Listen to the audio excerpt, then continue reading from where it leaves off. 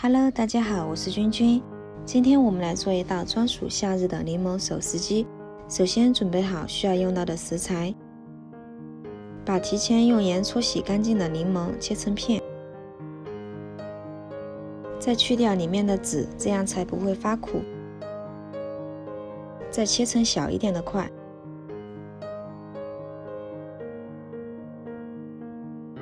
青红椒切成小圈。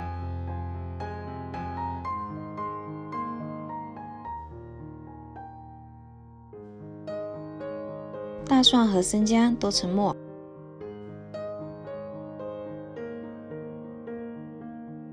香菜切成小段，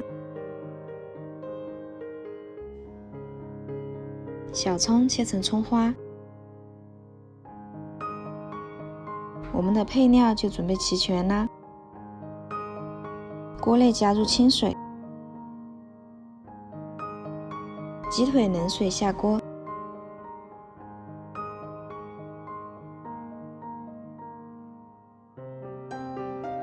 然后把葱节和姜片放进去，再加入一勺料酒，盖上盖子煮40分钟。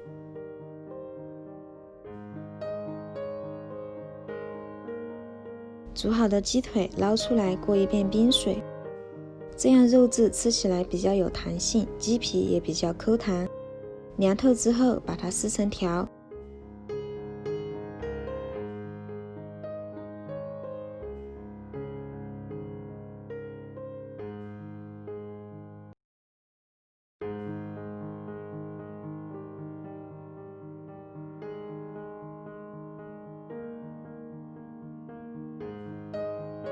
然后加入我们提前准备好的配料：柠檬、小米辣、青椒、蒜末、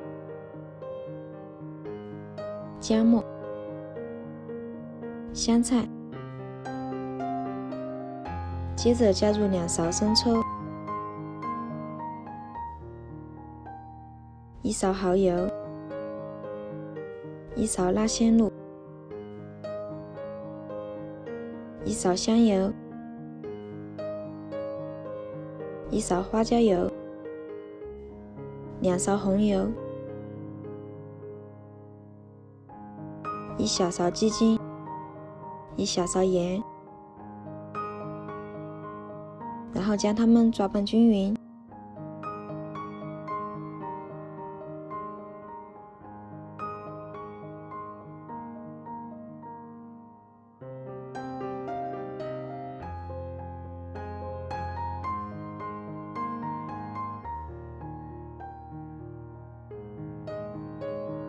我们的柠檬手撕鸡就做好啦，看着是不是特别有食欲呢？